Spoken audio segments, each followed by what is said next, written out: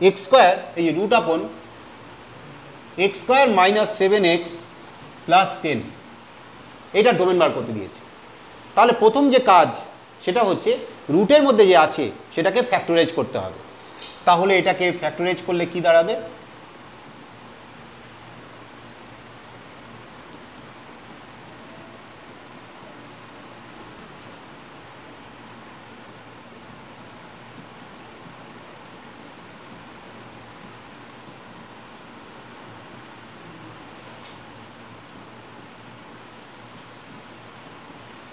এখন এই জায়গায় আসবার পরে আমাদের কিভাবে আমরা এক্সের সেই মানটাকে বাদ দিয়ে দেবো যার জন্য এই রুটের মধ্যে এই দুটোর গুণফল নেগেটিভ হয়, সেটা কিভাবে কাজটা করতে হয় দেখো।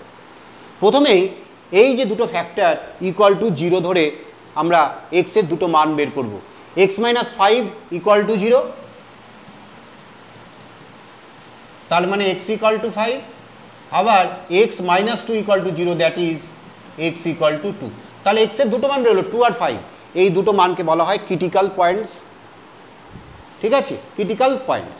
তাহলে এই 2 আর 5কে আমরা নাম্বার লাইনে প্লট করে দিচ্ছি, 2 আর এটা 5।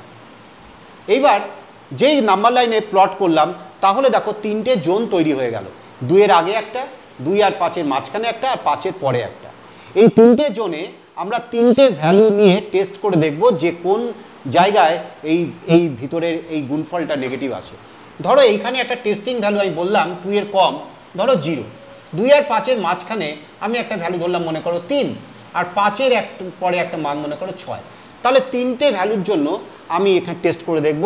দেখো এক্সের মান যদি 0 হয় তাহলে দেখো রুটের মধ্যে কি হচ্ছে, 0 minus 5, 0 minus 2, that is minus 5 into minus 2, that is plus 10, positive হচ্ছে। তাহলে এখানে লিখবো এক্স লেস দ্যান 2 এর জন্য, এইটার জন্য তোমার x minus 5 into x minus 2, এইটা হচ্ছে গ্রেটার দ্যান 0, বলো তাই না? এইবার তুমি দেখো 2 আর 5-এর মাঝখানে যে বিন্দুটা 3 যদি বসাও তাহলে 3 মাইনাস 5 আর 3 মাইনাস 2 কী হচ্ছে, নেগেটিভ হয়ে যাচ্ছে। তাহলে এখানে এক্সের মান হচ্ছে যদি 3 হয়, মানে এটা না লিখে 2 less than x less than 5, এইটার জন্য x minus 5 into x minus 2, এইটা হচ্ছে তোমার লেস দ্যান 0। তাহলে এইটা ঠিকঠাক আছে, এটা কিন্তু অসুস্থ হয়ে গেল, ঠিকঠাক নেই। এইবার 5-এর থেকে বড় একটা সংখ্যা 6 যদি বসে 6 মাইনাস 5, 6 মাইনাস 2, পজিটিভ। তাহলে এক্স গ্রেটার দ্যান 5, এইটার জন্য আমরা বলতে পারি x minus 5 into x minus 2, এইটা হচ্ছে greater than 0, so it is right. তাহলে আমরা দেখো আমাদের ডোমেনটা এখন আমরা ফিটফাট করব। ডোমেনটা কি হতে পারে দেখো, এখানে ভিতরে যদি 0 হয় তাহলে তো কোনো প্রবলেম নেই, তার মানে 2 আর 5-এর সমান হলে কিন্তু কোনো সমস্যা নেই, তাই তো? তাহলে আমরা এখন ডোমেনটাকে ফিট করছি। দেখো ডোমেন প্রথম কি বলেছি যে x less than 2, no problem.